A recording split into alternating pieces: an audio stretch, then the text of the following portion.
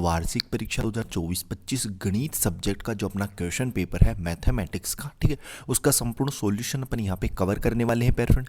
तो बेफिक्र रहिएगा पैर फ्रेंड, अपनी मैथ के एग्जाम जो है ना ये 100% यहाँ पे देखो पूर्णांक 70 अंक है, तो अपना टारगेट अपना 70 अंक ईजिली चाहिए अपने को, ठीक है। यहाँ पे जो पैर फ्रेंड देखो सबसे ईजी सब्जेक्ट होती है मैथ सब्जेक्ट, तो आपको घबराना बिल्कुल भी नहीं है। हर एक प्रश्न को इस तरीके से अपन सॉल्व करेंगे कि आपका एक भी अंक नहीं कटने वाला है, ठीक है। बहुत ही अच्छे अंक जो है वो आप यहाँ पे लाने वाले हो। कोड यहाँ पे देख सकते हो 1003 रहने वाला है, स्कैन को स्कैन कर लेना। देखो क्वेश्चन फर्स्ट है अपना, देखिएगा क्या बोल रहा है कि पहला प्रश्न बोल रहा है कि sine square 80 degree plus cos square 80 degree का मान होगा।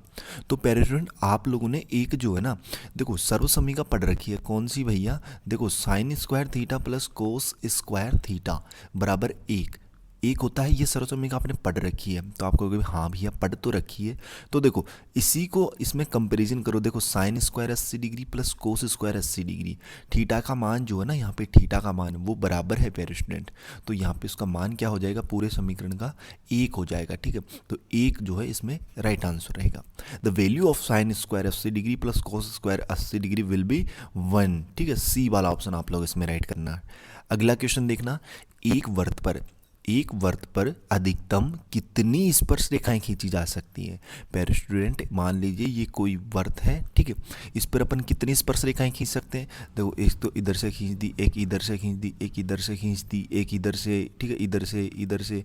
तो पैर स्टूडेंट यहाँ पे अपन इसका अनंत स्पर्श रेखाएं खींच सकते हैं, कोई गिनती ही नहीं है। तो यहाँ पे ए वाला ऑप्शन आप लोग इसमें राइट कर लेना, ठीक है। इंग्लिश मीडियम वाले स्टूडेंट्स भी यहाँ पे पढ़ सकते हैं, और बाकी मैं देखो हिंदी में समझा रहा हूँ तो यार इंग्लिश में समझ सकते हो आप लोग, ठीक है। यहाँ पे देखो what is the maximum number of tangent that can be draw two a circle. तो राइट आंसर हो जाएगा आपका ए वाला ऑप्शन इनफाइनाइट, ठीक है, इनफाइनाइट कर सकते हैं अपन इसमें। अगला देखना, देखो इंग्लिश मीडियम वाले कमेंट में बताना कि आपको हिंदी में समझ में आ जाता है कि या फिर आपको इंग्लिश में ही समझाना पड़ेगा। देखो प्रश्न 3 है कि बंटन 74534412 का बहुलक होगा। क्या बताना है यहाँ पे, उसका बहुलक बताना है। तो पैर स्टूडेंट बहुलक का मतलब क्या होता है, जो सबसे अधिक बार आ गया।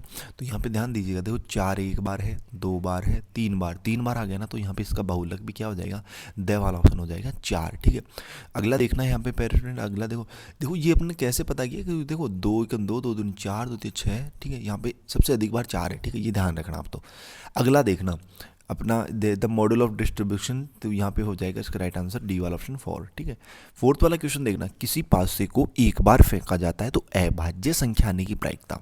देखो पासे पर कितने अंक होते हैं, 1 से लेकर 6 अंक होते हैं, ठीक है, होते हैं ना। अभाज्य संख्या कौन कौन सी होती हैं पासे पर, तो आप कहो भैया एक तो 1 होती है, एक 3 होती है, एक 5 होती है, ये 3 होती हैं। और कुल परिणाम कितने होते हैं, देखो तो कुल परिणाम कितने होते हैं, प्रायिकता क्या होती है, अनुकूल परिणाम बटे कुल परिणाम। अनुकूल तो कितने हो गए, 1 2 3 हो गए, बटे में कुल परिणाम कितने होते हैं पास में, आपको भैया 6 होते हैं, तो 6 लिख दीजिए। 3/6 का मतलब कितना होता है, 1/2 होता है। कितना होता है पैर स्टूडेंट, 1/2। तो यहाँ पे आपका ब वाला ऑप्शन जो है ना वो इसमें राइट हो जाएगा 1/2, कि a dice is throw once the probability of getting a prime number will be 1/2, ठीक है, 1/2, बी वाला ऑप्शन। नेक्स्ट क्वेश्चन देखना, किसी समांतर श्रेणी, कोई समांतर श्रेणी है, क्या है, 13 10 7 4 का सार्व अंतर। वीडियो की क्वालिटी 480 कर लेना ताकि क्लियर यहाँ पे दिखे आपको। देखो 13 10 7 4 का सार्व अंतर मतलब डी। इसका फॉर्मूला क्या होता है, a2 माइनस a1। क्या होता है, a2 माइनस a1। जरूरी नहीं a2 माइनस a1 ही करो, आप a3 माइनस a2 भी कर सकते हो, a4 माइनस a3 भी कर सकते हो, ठीक है।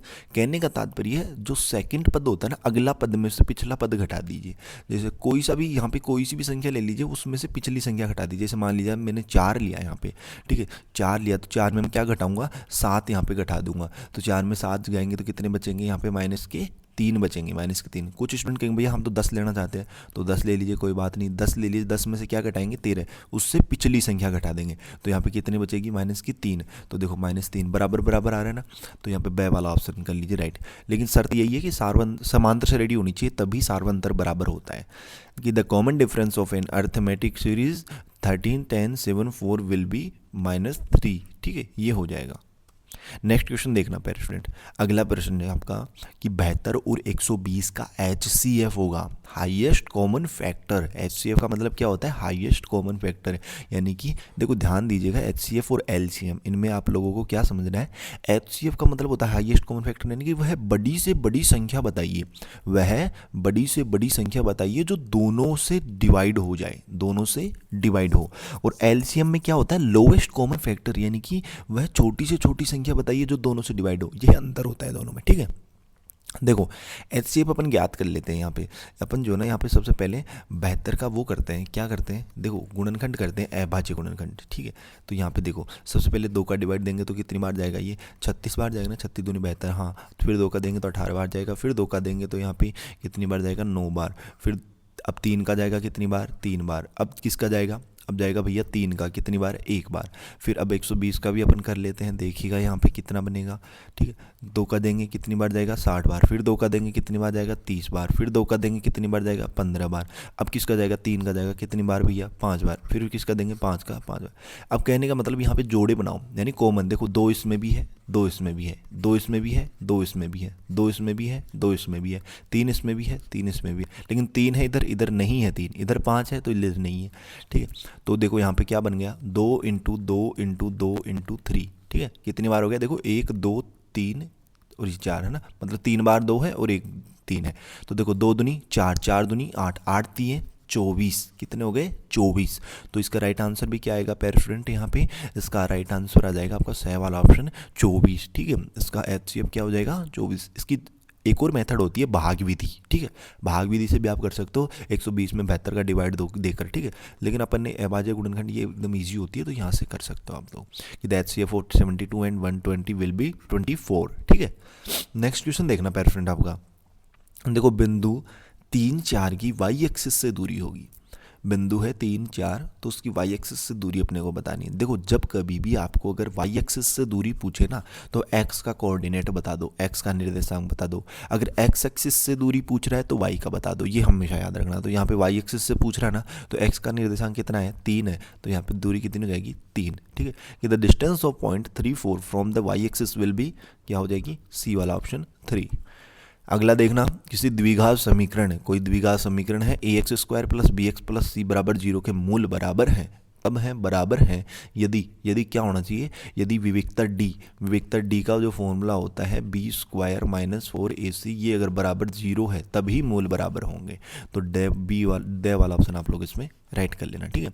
इंग्लिश मीडियम वाले भी डी वाला ऑप्शन कर लेंगे। 9वां प्रश्न देखना कि एक द्विघात बहुपद में शून्यों की अधिकतम संख्या कितनी होगी। तो यहाँ पे ध्यान दीजिएगा, बहुपद कैसा है आपको? भैया बहुपद तो द्विघात है। कौन सा है? द्विघात। तो द्विघात मतलब क्या होता है? जिसकी 2 घात होती हैं। तो पैर स्टूडेंट अधिकतम शून्यकों की संख्या भी 2 ही होगी, ठीक है। क्या हो जाएगी? 2 ही। ब वाला ऑप्शन आप लोग राइट कर लो। इसमें जितना बहुपद है ना, जिस घात का बहुपद है, शून्यकों की अधिकतम संख्या उतनी ही होती है। अगर ये त्रिघात होता तो शून्यकों की अधिकतम संख्या 3 होती। अगर ये रेखिक समीकरण होता है यानी एक घात का ही होता, तब शून्यकों की संख्या 1 होती। इस तरीके से। अगला देखना 10वां प्रश्न है। देखो हाँ, इंग्लिश में पढ़ लीजिए कि what is the maximum number of zeros in quadratic polynomial. तो बी वाला ऑप्शन 2 हो जाएगा। वृत्त के चाप की लंबाई का सूत्र क्या होता है? तो पाई आर थीटा बटे 180 डिग्री, ठीक है। पाई आर थीटा बटे 180 डिग्री। सी वाला ऑप्शन आप लोग इसमें राइट कर लेना। नेक्स्ट देखना, रिक्त स्थानों की पूर्ति कर उत्तर पुस्तिका में लिखिए। क्वेश्चन फर्स्ट है कि कोस थीटा बराबर 1/√2 दे रखा है, तो थीटा का मान देखो क्या दे रखा अपने को? कोस थीटा बराबर दे रखा है 1/√2। अब ध्यान दीजिएगा, कोस थीटा मैं ऐसे कैसे लिख देता हूँ, ठीक है। इस कोस 1/√2 को मैं क्या लिख सकता हूँ? आपको भैया इस 1/√2 को आप कोस 45 डिग्री लिख सकते हो। क्या कर सकते हो? लिख सकते हो। क्यों लिख सकते हैं? क्योंकि कोस 45 डिग्री का मान कितना होता है? आपको भैया 1/√2 होता है। कितना होता है? 1/√2 होता है। तो अपन ने ये लिख दिया। अब यहाँ पे देखिएगा, इधर भी कोस थीटा है, इधर भी, मैंने भी दोनों बराबर है ना, बीच में देखो बराबर का चिन्ह लग रहा, मतलब ये दोनों बराबर है ना। तो यहाँ पे थीटा कितना है? इधर तो थीटा है, लेकिन इधर थीटा की जगह कितना है? 45 डिग्री। तो थीटा का मान कितना हो गया यहाँ पे? 45 डिग्री। तो थीटा बराबर क्या हो जाएगा? 45 डिग्री। 45 डिग्री, ठीक है। थीटा बराबर क्या हो जाएगा? 45 डिग्री। नेक्स्ट प्रश्न देख लेना आपका। अगला प्रश्न क्या है यहाँ पे? तो अगला प्रश्न देखते हैं। देखो अपन यहाँ पे नेक्स्ट, 2 पासों को एक साथ फेंकने पर अंकों का योग 13 आने की प्रायिकता। मेरे को एक बात बताइए, पासा होता है पासा, उस पर कितने अंक होते हैं? आपको भैया 1 2 3 4 5 और 6, ठीक है। 1 से 6 तक के अंक होते हैं ना। अब ये बोल रहा है कि 2 पासे कितने हैं, 2, कितने पासे हैं, 2, उनको फेंकने पर अंकों का योग कितना आना चाहिए, 13। अगर मान लीजिए मेरे पास 2 पासे हैं, एक पासा मान लीजिए ये है, एक पासा ये है, ठीक है। मैंने दोनों को उछाला, मैंने दोनों को क्या किया, उछाला। एक पासे पर तो मान लीजिए अधिकतम कितने नंबर आ सकते हैं, अधिकतम कितना नंबर आ सकता है, 6, मतलब सबसे बड़ा कितना आ सकता है, 6। पहले पासे पर तो ये आ गया। दूसरा जो पासा ना, उस पर भी मान लीजिए अधिकतम दूसरा नंबर से जो भी है ना, उस पर भी 6 आ गया, ठीक है। दोनों पे मेरे 6 6 आए, ठीक है। मैंने दोनों को उछाला, दोनों पे 6 6 आए। अब इन दोनों को जोड़ो तो कितना बनेगा, ये 12। मतलब आप 2 पासों को कितना भी उछाल लो, कितने भी नंबर आ जाए, लेकिन कभी भी 12 से ज़्यादा नहीं बनेगा। तो यहाँ पे 13 तो कभी बन ही नहीं सकता। तो अनुकूल परिणाम कितने हो गए, 0 हो गए। अनुकूल परिणाम कितने हो गए, 0 हो गए। क्यों, क्योंकि 12 से ज़्यादा तो कभी बनेगा ही नहीं ना। तो अनुकूल 0 हो गए, कुल परिणाम 6 हो गए। 0/6 का मतलब क्या होता है, 0 होता है। तो यहाँ पे प्रायिकता क्या हो जाएगी इसकी, 0। और हमें पता भी है कि प्रायिकता जो होती है ना, वो हमेशा 0 से 1 के बीच में ही होती है, ठीक है। ये आपको यहाँ पे याद रखना है। नेक्स्ट क्वेश्चन देखना पेरेंट, आपका अगला प्रश्न है यहाँ पे क्या है कि tan 30 degree into tan 60 degree का मान होगा। अब मेरे को एक बात बताइए, tan 30 डिग्री का मान कितना होता है, कितना होता है भैया। तो आपको भैया tan 30 डिग्री का मान होता है 1/√3, 1/√3। और भैया tan 60 डिग्री का मान कितना होता है, tan 60 डिग्री का मान, तो tan 60 डिग्री का मान होता है भैया हमारा √3। देखो आवर्त सारणी आपको याद होनी चाहिए भैया, ठीक है। आवर्त सारणी याद कर लो एकदम। और उसकी ट्रिक भी होती है याद करने की, अगर आप कमेंट करोगे तो आपको वीडियो में बता दिया जाएगा, एक शॉर्ट बना दिया जाएगा ट्रिक याद करने की, ठीक है। देखो 1/√3 इंटू √3, ठीक है। मेरे मैथ में जो 10th बोर्ड में 100 नंबर है पेरेंट, ठीक है। तो मैथ बहुत ईजी सब्जेक्ट है यार। देखो 1/√3 अपॉन √3 अपॉन 1, अपन नहीं 1 लगा सकते हैं। इस √3 से ये √3 कैंसिल हो जाएगा, तो यहाँ पे कितना बचेगा, ओनली फॉर 1 बचेगा। तो यहाँ पे इसका मान कितना आ जाएगा, इसका मान हो जाएगा 1, ठीक है। कितना आ जाएगा, 1। कि the value of tan 30 degree into tan 60 degree will be 1, ठीक है। आंकड़ों 2, 5, 17, 21, 5, 7, 1 को परिसर होगा। इसका परिसर अपने को बताना है, रेंज बतानी है। अगला देखना, अगला प्रश्न देख लेते हैं यहाँ पे कि 196 की अभाज्य गुणनखंडों की घातों का योग। देखो यहाँ पे कैसे करोगे, देखो 196 जो है ना, इसके अभाज्य गुणनखंड कीजिए आप लोग। सबसे पहले 2 का भाग देंगे तो कितनी बार जाएगा ये, 2 नाम 18, 2 × 16, ठीक है, 18 बार। फिर 2 का देंगे, 2 चौके 8 और 2 नाम 18, ठीक है। फिर 2 का देंगे, फिर 2 का देंगे, तो यहाँ पे देखो फिर 2 का देंगे। अब दो का नहीं जाएगा, ठीक है। अब तो 7 का ही जाएगा यहाँ पे, ठीक है। अब कितना जाएगा, 7 का ही जाएगा। तो कितनी बार जाएगा, 7 बार, ठीक है। फिर 7 का दे लेंगे अपन यहाँ पे, फिर कितनी बार जाएगा, ये 1 बार जाएगा। तो यहाँ पे देखिएगा ये कितना बना, 2 × 2 × 7 × 7, ठीक है। ये बन गया ना। अब ध्यान दीजिएगा यहाँ पे इसकी घातों का योग कर लेते हैं। देखो अपन ने गुणनखंड तो गलत तो नहीं किया ना। सबसे पहले 2 का भाग दिया, 98 बार गया, 2 नाम 18, 2 × 16 सही है। फिर 2 का देंगे, 2 चौके 8, ठीक है, और 2 नाम 18 सही है। फिर 7 का सही है अपना, ठीक है। देखो इसकी घात 1 है, इसकी घात 1 है, इसकी घात 1 है, इसकी घात 1। अगर मान लीजिए कहीं गुणनखंड वगैरह गलत हो जाए ना, तो आप बता दिया करो यार कमेंट में। देखो घातों का योग कर लो, 1 + 1 + 1 + 1 कितनी हो गई, 4 हो गई। घातें कितनी हो गई यहाँ पे, 4 घातें हो गई, ठीक है। कितनी घातें हो गई भैया, 4। तो यहाँ पे 4 लिख लीजिए, ठीक है। यहाँ पे 4 आ जाएगा।